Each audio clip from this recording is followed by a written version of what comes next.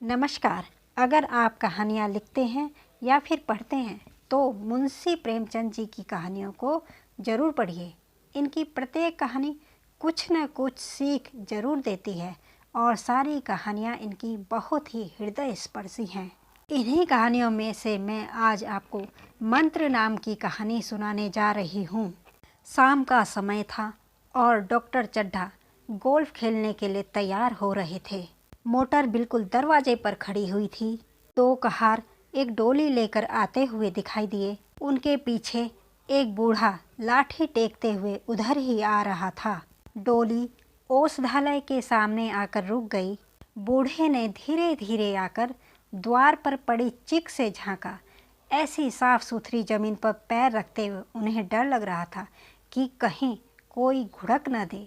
Doctor साहब को खड़े देखकर भी उसे कुछ कहने का साहस नहीं हुआ। डॉक्टर साहब ने चिक के अंदर से ही गरज कर कहा, कौन है और क्या चाहता है? बूढ़े ने हाथ जोड़कर कहा, हुजूर, बड़ा गरीब आदमी हूँ। मेरा लड़का कई दिन से।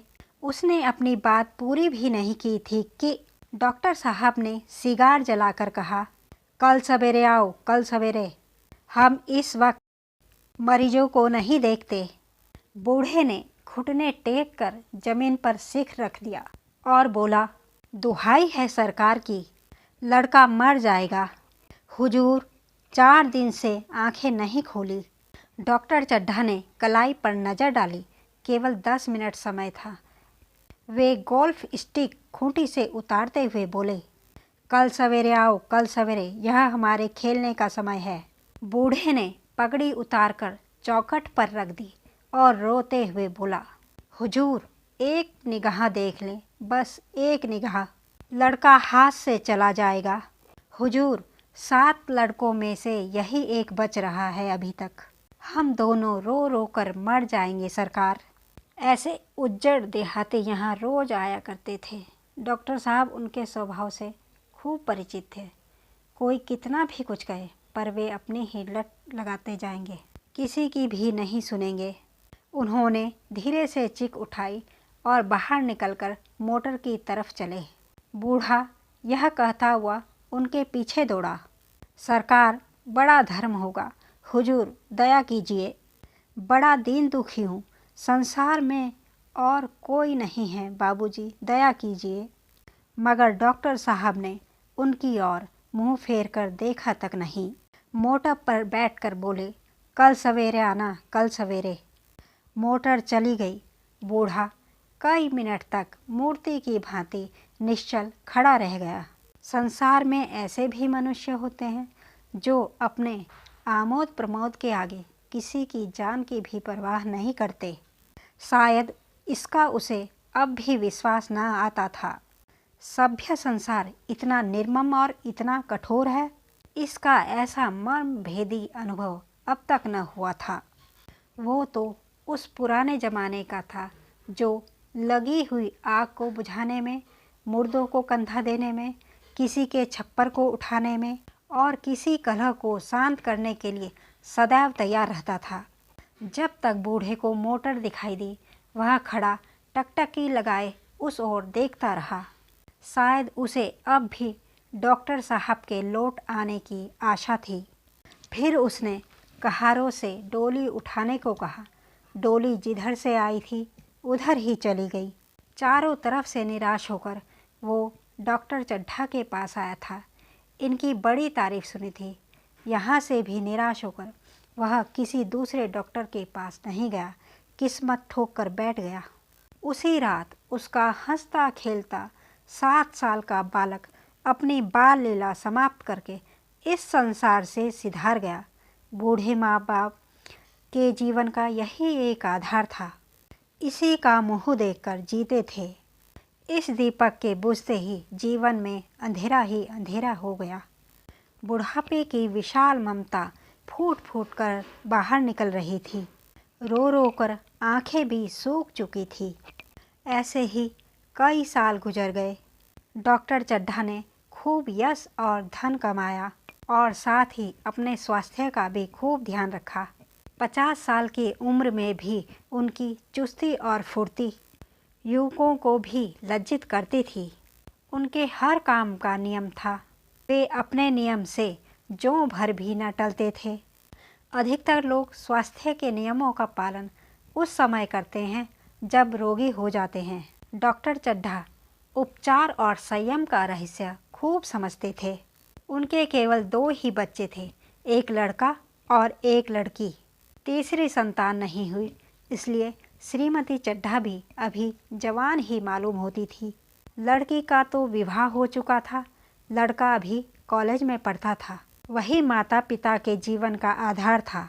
शील और विनय का पुतला, बड़ा ही रसिक, बड़ा ही उदार, विद्यालय का गौरव, युवक समाज की शोभा, मुखमंडल से तेज की छटा सी निकलती थी। आज उसकी 20वीं सालगिरह थी। शाम का समय था। हरी हरी घास पर कुर्सियाँ बिछी हुई थी।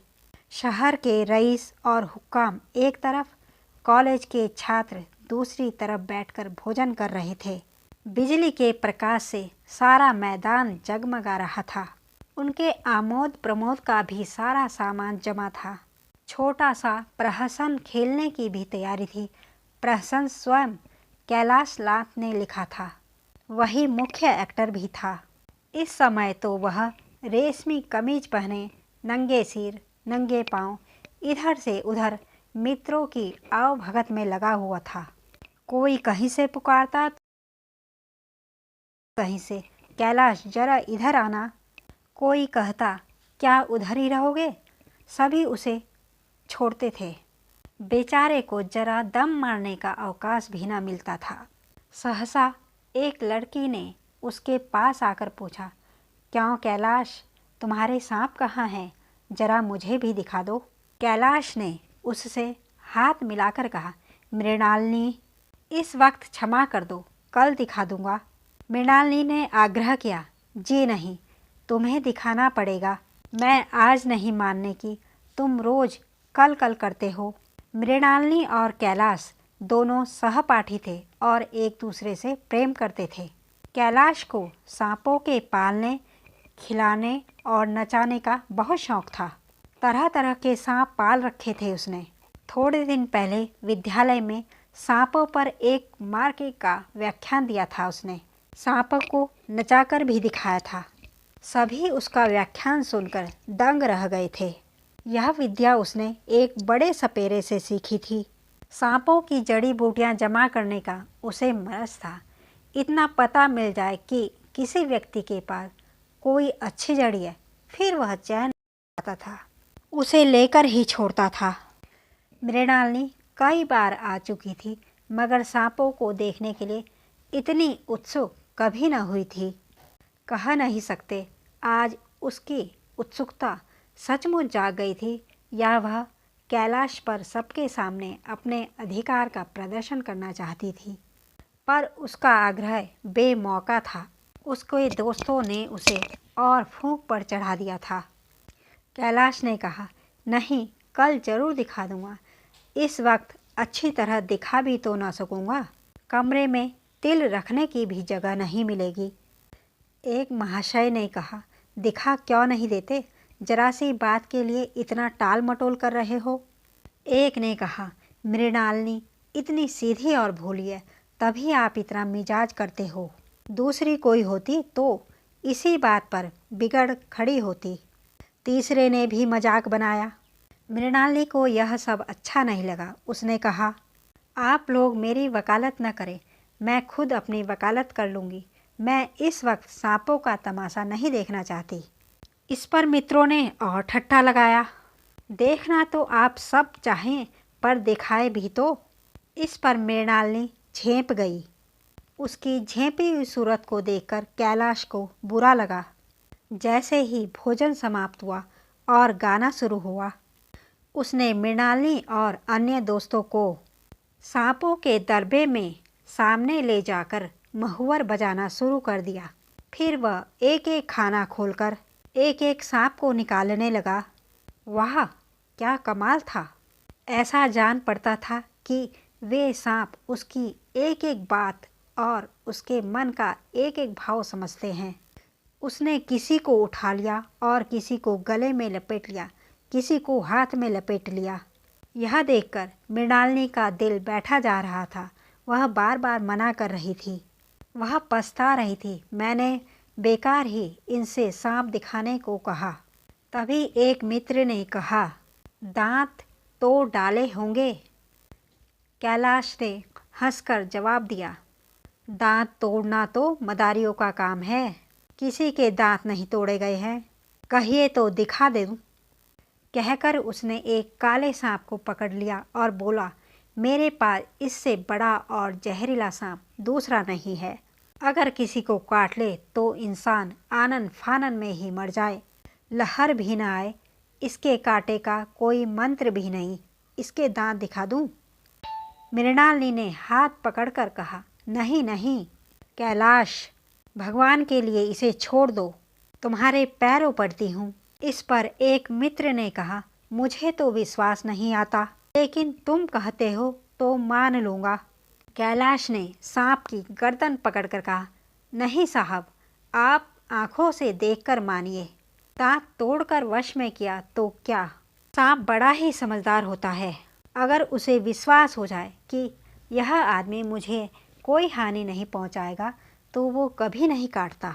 मृणालिनी ने जब देखा कि कैलाश पर इस वक्त भूत सवार है तो उसने यह तमाशा बंद करने के विचार से कहा, अच्छा अब यहाँ से चलो, देखो गाना शुरू हो गया है, आज मैं भी कुछ सुनाऊंगी।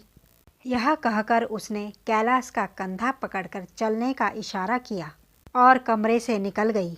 मगर कैलाश विरोधियों का शंका समाधान करके ही दम लेना चाहता था। उसने सांप की गर्दन जोर से पकड़कर दबाई, इतनी जोर से दबाई कि उसका मुंह लाल हो गया, देह की सारी नसें तन गई। सांप ने भी अब तक उसके हाथों ऐसा व्यवहार न देखा था।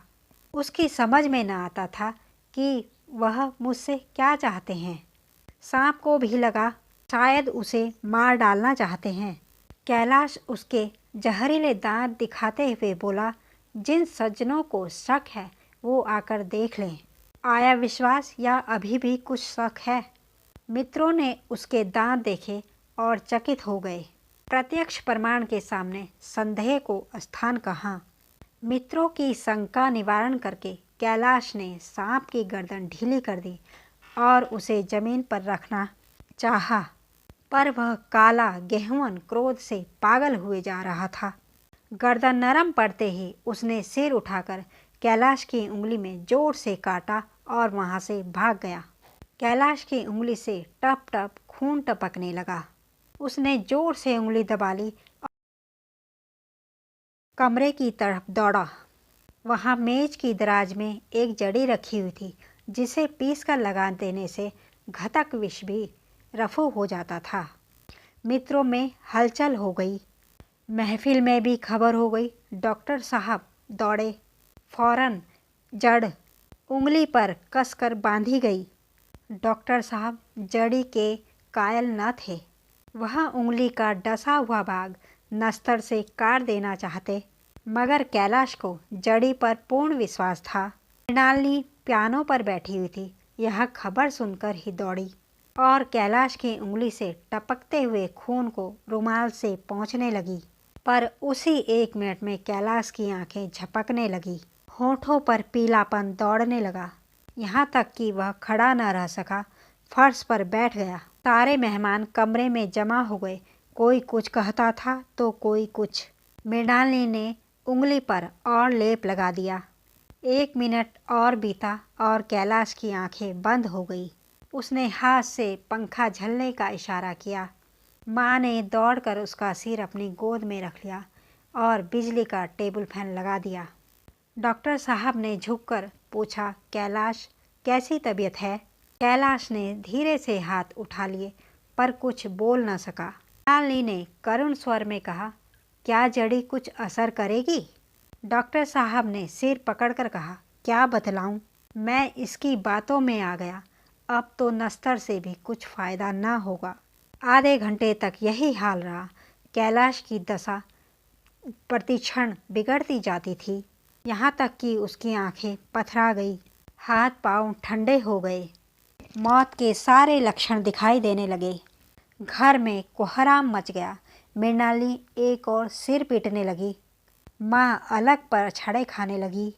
डॉक्टर चड्ढा को तो मित्रों ने पकड़ लिया, नहीं तो वह नस्तर अपनी गर्दन पर ही मार लेते।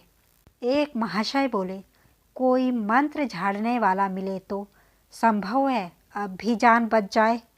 एक मुसलमान सज्जन ने इसका समर्थन किया। अरे साहब, कब्र में पड़ी हुई लाशें भी जिंदा हो गई हैं, ऐसे ऐसे बाकमाल पड़े हुए हैं।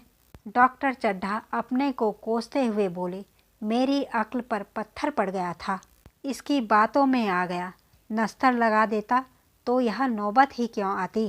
बार बार समझाता रहा कि बेटा सांप न पालो, मगर कौन सुनता था। बुलाइए, किसी झाड़ फूंक वाले को ही बुलाइए, मेरा सब कुछ ले ले, मैं अपनी सारी जायदाद उसके पैरों में रख दूंगा। लंगोटी बांध कर घर से निकल जाऊंगा, मगर मेरा कैलाश, मेरा प्यारा कैलाश उठ बैठे। एक महाशय का किसी झाड़ने वाले से परिचय था। वह दौड़कर उसे बुला लाए, मगर कैलाश की सूरत देखकर उसे मंत्र चलाने की हिम्मत भी न पड़ी। बोला, अब क्या हो सकता है सरकार, जो कुछ होना था हो चुका। अरे मूर्ख, यह क्यों नहीं कहता कि जो कुछ न होना था वह कहाँ हुआ। माँ बाप ने बेटे का चेहरा कहाँ देखा। जो न होना था वह हो गया। वही हरा भरा मैदान था, वही सुनहरी चांदनी एक निशब्द संगीत की भांति प्रकृति पर छाई हुई थी।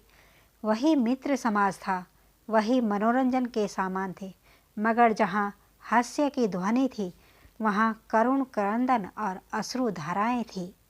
वहीं शहर से दूर एक छोटे से घर में एक बूढ़ा और एक बुढ़िया अंगीठी के सामने बैठे जाड़े की रात काट रहे थे। बूढ़ा नारियल पीता था और बीच बीच में खांसता था। बुढ़िया दोनों घुटनियों में सिर डाले आग की ओर ताक रही थी। एक मिट्टी के तेल की कुप्पी ताक पर जल रही थी। घर में न चारपाई थी न बिछोना। एक किनारे थोड़ी सी पुआल पड़ी हुई थी। इसी कोठरी में एक चूल्हा था। बुढ़िया दिन भर उपले और सूखी लकड़ियां बटोरती थी। बूढ़ा रस्सी बटकर बाजार में बेच देता था। यही उनकी जीविका थी। उन्हें न किसी ने रोते देखा और न ही हंसते हुए देखा। उनका सारा समय जीवित रहने में ही कट जाता था। मौत द्वार पर खड़ी थी, रोने या हंसने की कहाँ फुर्सत। बुढ़िया ने कहा, कल के लिए तो सन नहीं है, क्या करोगे। बूढ़े ने कहा, जाकर झगड़ू साहब से 10 सेर सन उधार लाऊंगा। बुढ़िया ने कहा, उसके पहले के पैसे तो दिए ही नहीं, और वो और उधार कैसे देगा। न देगा न सही, घास तो कहीं नहीं गई, दोपहर तक क्या 2 आने की भी न काटूंगा। इतने में एक आदमी ने द्वार पर आवाज़ दी, भगत भगत, क्या सो गए, जरा किवाड़ तो खोलो। भगत ने उठकर किवाड़ खोल दिए। एक आदमी ने अंदर आकर कहा, कुछ सुना, डॉक्टर साहब के लड़के को सांप ने काट लिया। भगत ने चौंक कर कहा, चड्ढा बाबू के लड़के को? वही चड्ढा बाबू है ना, जो छावनी में बंगले में रहते हैं। हाँ हाँ वही, शहर में हल्ला मचा हुआ है, जाते हो तो जाओ, आदमी बन जाओगे।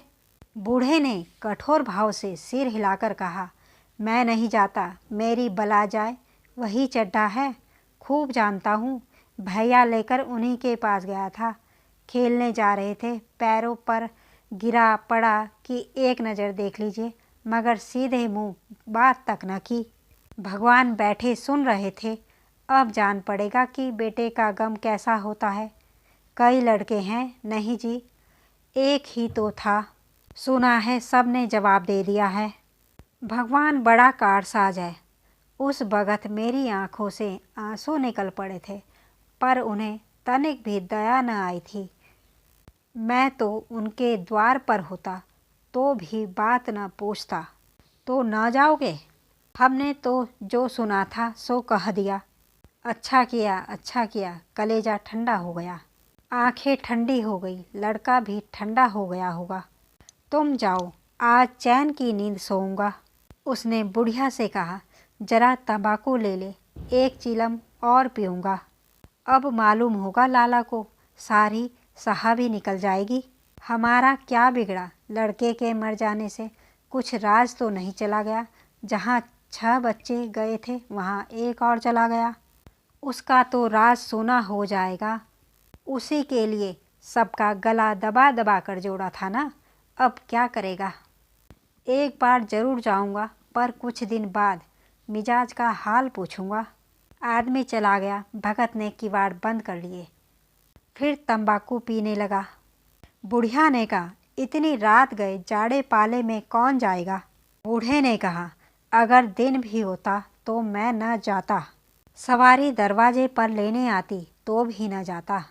भूल नहीं गया हूँ, पन्ना की सूरत आँखों में फिर रही है। इस निर्दयी ने उसे एक नज़र देखा तक नहीं। क्या मैं न जानता था कि वह बचेगा न? खूब जानता था। चड्ढा भगवान नहीं थे कि उनके एक निगाह देख लेने से अमृत बरस जाता। नहीं, खाली मन की दौड़ थी। अब किसी दिन जाऊंगा और कहूँगा, क्यों साहब, कहिए क्या रंग है। दुनिया बुरा कहेगी, कहे, कोई परवाह नहीं। छोटे आदमियों में तो सब ऐब हैं, बड़ों में तो कोई ऐब नहीं होता, देवता होते हैं। भगत के लिए यह जीवन में पहला अवसर था कि ऐसा समाचार पाकर वह बैठा रह गया। 80 वर्ष की जीवन में ऐसा कभी न हुआ कि सांप की खबर पाकर वह दौड़ न गया हो। माघ पूस की अंधेरी रात, चैत बैसाख की धूप और लू, सावन भादों की चढ़ी हुई नदी और नाले, किसी की भी उसने कभी परवाह न की। वह तुरंत घर से निकल पड़ता था, निस्वार्थ और निष्काम। बुढ़िया ने कहा, तम्बाकू अंगीठी के पास रखी हुई है, उसके भी आज 2.5 पैसे हो गए, देती ही न थी। बुढ़िया यह खाकर लेट गई। बूढ़े ने कुप्पी बुझाई, कुछ देर खड़ा रहा, फिर बैठ गया, अंत को लेट गया। पर यह खबर उसके हृदय पर बोझ की भांति रखी हुई थी। बुढ़िया जरा देर में खर्राटे लेने लगी। उस समय भगत उठा, अपनी लकड़ी उठा ली और धीरे से किवाड़ खोले। बुढ़िया ने पूछा, कहाँ जाते हो। कहीं नहीं, देखता था कि कितनी रात है। बुढ़िया ने कहा, अभी बहुत रात है, सो जाओ। नींद नहीं आती। बुढ़िया ने कहा, नींद काहे आवेगी, मन तो चड्ढा के घर पर लगा हुआ है। बूढ़े ने कहा, चड्ढा ने मेरे साथ कौन सी नेकी कर दी जो मैं वहाँ जाऊँ, वह आकर मेरे पैरों में भी पड़े तो भी न जाऊँ। बुढ़िया फिर सो गई। भगत ने किवाड़ लगा दिए। पर बूढ़े का हृदय उस अभागे युवक की ओर था जो इस समय मर रहा था, जिसके लिए एक एक पल विलंब का घातक था।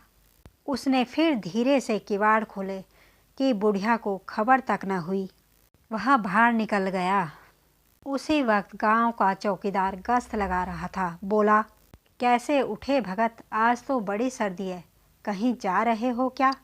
भगत ने कहा, नहीं जी, जाऊंगा कहाँ, देखता था अभी कितनी रात है, भला क्या बजे होंगे। चौकीदार बोला, 1 बजा होगा, और क्या। डॉक्टर चड्ढा के बंगले पर बहुत भीड़ लगी हुई थी। उनके लड़के का हाल तो तुमने सुना ही होगा, कीड़े ने छू लिया है उसे। तुम चले जाओ, शायद बच जाए, कई हजारों तक देने को तैयार हैं। भगत, मैं तो न जाऊं, चाहे वह 10 लाख भी दें, मुझे इतने पैसे लेकर करना क्या है। वो भला ही कुछ भी कह रहा था, मगर उसका मन कर्म के अधीन था। वो लाठी खटखट करता लपका चला जाता था। चेतना रोकती थी पर उपचेतना ठेलती थी। आधी राह निकल जाने के बाद सहसा भगत रुक गया। हिंसा ने क्रिया पर विजय पाई। मैं यूं ही इतनी दूर चला आया, इस जाड़े पाले में मरने की मुझे क्या पड़ी थी। आराम से सोया क्यों नहीं, नींद न आती न सही, 2-4 भजन ही गाता, व्यर्थ इतनी दूर दौड़ा आया। चड्ढा का लड़का मरे या रहे, मेरी बला से। दुनिया में हजारों मरते हैं, हजारों जीते हैं, मुझे किसी के मरने जीने से क्या मतलब। फिर उसे ख्याल आया, झाड़ फूंक करने नहीं जा रहा है, वह देखेगा कि लोग क्या कर रहे हैं। डॉक्टर साहब का रोना पीटना देखेगा, किस तरह सिर पीटते हैं, किस तरह पछाड़े खाते हैं। वे लोग तो विद्वान होते हैं, सब्र कर जाते होंगे। यही सोचता हुआ फिर आगे बढ़ा। इतने में दो आदमी आते दिखाई दिए। दोनों बातें करते चले आ रहे थे। चड्ढा बाबू का घर उजड़ गया, वही तो एक लड़का था। भगत के कान में जैसे ही यह आवाज़ पड़ी, उसकी चाल और भी तेज हो गई। कुछ देर बाद उसे डॉक्टर साहब का बंगला नजर आया। बिजली की बत्तियां जल रही थी, मगर सन्नाटा छाया हुआ था। रोने पीटने की आवाज़ भी न आती थी। भगत का कलेजा धक धक करने लगा। कहीं मुझे देर तो नहीं हो गई। वह देर दौड़ने लगा। अपनी उम्र में वह इतना तेज कभी न दौड़ा था। बस यही मालूम होता था मानो उसके पीछे मौत दौड़ी आ रही हो। 2 बज गए थे। मेहमान विदा हो गए।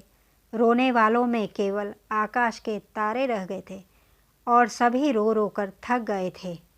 बड़ी उत्सुकता के साथ लोग रह रह कर आकाश की ओर देखते थे कि किसी तरह सुबह हो और लाश गंगा की गोद में दी जाए।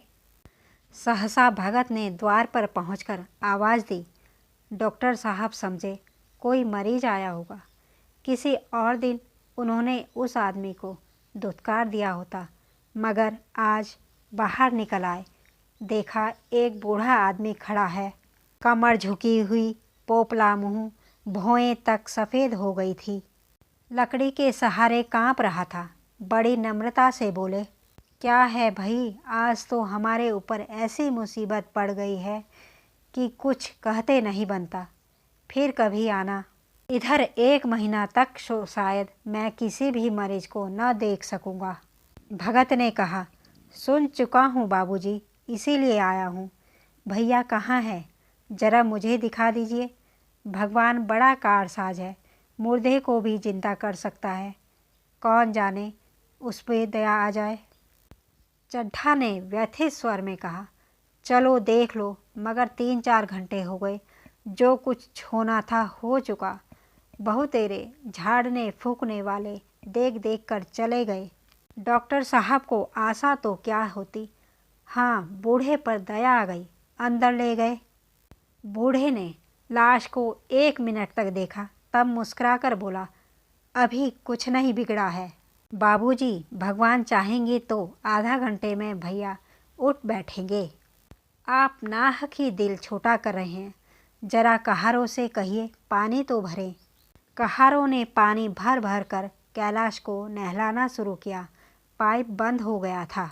कहारों की संख्या अधिक न थी, इसलिए मेहमानों ने अहाते के बाहर के कुएं से पानी भर भर कर कहारों को दिया।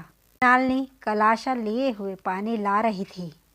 बूढ़ा भगत खड़ा मुस्कुरा मुस्कुरा कर मंत्र पढ़ रहा था, मानो विजय उसके सामने खड़ी हो। जब एक बार मंत्र समाप्त हो जाता, वह एक जड़ी कैलाश के सिर पर डाले गए और न जाने कितनी बार भगत ने मंत्र फूका। आखिर जब उषा ने लाल लाल आंखें खोली तो कैलाश की भी लाल लाल आंखें खुल गई। एक क्षण में उसने अंगड़ाई ली और पानी मांगा। डॉक्टर चड्ढा ने दौड़कर नारायणी को गले लगा लिया। नारायणी दौड़कर भगत के पैरों पर गिर पड़ी और मृणालिनी कैलाश के सामने आंखों में आंसू भरे पहुंचने लगी। अब कैसी तबीयत है? एक क्षण में ही चारों तरफ खबर फैल गई। सभी मुबारकबाद देने लगे। डॉक्टर साहब बड़े श्रद्धा भाव से हर एक के सामने भगत का यश गाते फिरते थे। सभी लोग भगत के दर्शनों के लिए उत्सुक हो उठे, मगर भगत का कहीं पता न था। नौकरों ने कहा, अभी तो यहीं बैठे चिलम पी रहे थे, हम लोग तम्बाकू देने लगे तो नहीं ली, अपने पास से तम्बाकू निकाल कर भरी। यहाँ तो भगत की चारों ओर तलाश होने लगी और भगत लपका हुआ घर चला जा रहा था कि बुढ़िया के उठने से पहले पहुँच जाऊँ। नारायणी ने कहा, बूढ़ा न जाने कहाँ चला गया। मैंने तो सोचा था उसे कोई बड़ी रकम दूंगी। चड्ढा ने कहा, रात को तो मैंने नहीं पहचाना, पर जरा साफ हो जाने पर पहचान गया। मुझे अब याद आता है, यह एक बार मरीज को लेकर आया था। मुझे खेलने जाने था, इसलिए देखने से भी इनकार कर दिया था। आज उस दिन की बात याद करके मुझे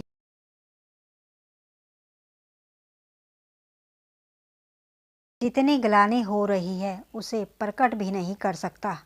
मैं उसे खोज कर निकालूंगा और उसके पैरों पर गिरकर अपना अपराध क्षमा कराऊंगा। वह कुछ लेगा नहीं, यह मैं जानता हूँ। उसकी सज्जनता ने मुझे ऐसा आदर्श दिखा दिया है जो अब से जीवन पर्यंत मेरे सामने रहेगा। प्रेमचंद जी की यह हृदय स्पर्श कहानी हमें बहुत कुछ सिखा गई कि अमीर और गरीब के साथ समान व्यवहार करना चाहिए। खासकर डॉक्टर के लिए तो मरीज मरीज ही होता है, उसे अमीरी और गरीबी के तराजू में नहीं तोलना चाहिए। हम सबको सभी के सुख दुख में समान रूप से भागीदार होना चाहिए।